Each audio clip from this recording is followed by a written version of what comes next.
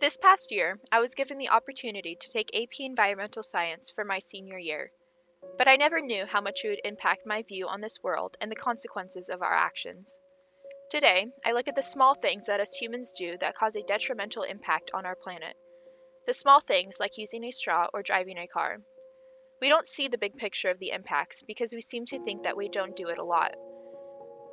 But once we look at the population and the number of people who do the same things we do, the impact builds up and hurts our planet with more than it can handle. In many parts of the world, like China and India, this problem has already impacted people's daily lives, and many are using their voice to speak out against it to their government. However, this is only occurring because people are already experiencing the downfall of industrialization in a physical way. In many parts of the world, it is inevitable that the same thing will happen to them, like here in the United States.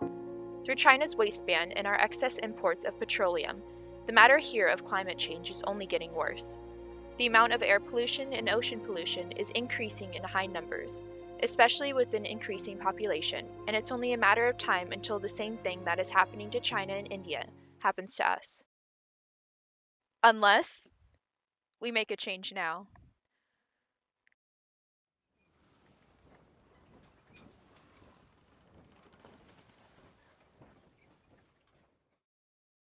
First, I want to tell you more about where I live, which is a small city in California called Escondido. I wanted to know more about how the environment looked around in my community, where I found out a dark truth. Escondido was once a small community that protected their environment and valued the land that they had. But as of recently, enterprise has taken over and has taken advantage of the land Escondido offers for the construction of houses and the overflow of roads to accommodate the population's growth. This has led to the destruction of our natural environment, and because of how frequently it's occurring, it may be too late to restore what was there before. To see some of the parts of what Escondido was before any of the destruction, I visited a natural reserve called Elfin Forest, which was about 15 minutes from my house. But before I even got there, I noticed a mass production of houses occurring close to the forest. It made me realize that even in a small community like Escondido, the issue of overpopulation has become one that is hard to battle. Elfin Forest, however, was a beautiful area, and seeing it made me realize that we can make a difference to stop the harm we are causing to this planet. The first step to the solution is for people to become educated on this matter, and for them to also begin to look at the facts of global warming.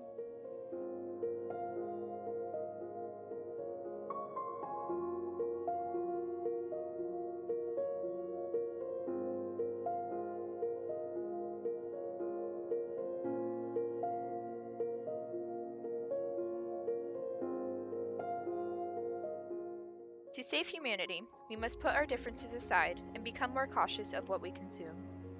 We must also use our voice to elect people into our government who will promise to make a difference by passing laws and regulations that will help our environment. As a society, we need to stop supporting companies that cause deforestation for the purpose of increasing their businesses. We need to realize that we have limited resources, and although we're using them for purposes of growing our economy, once they run out, it will be all for nothing and our economy will fall. Escondido is just one city, and there is a whole nation at stake, due to the destruction caused by individual beings. We must be responsible for our actions, and even though we have been the problem of the destruction of this world, we can also be the solution.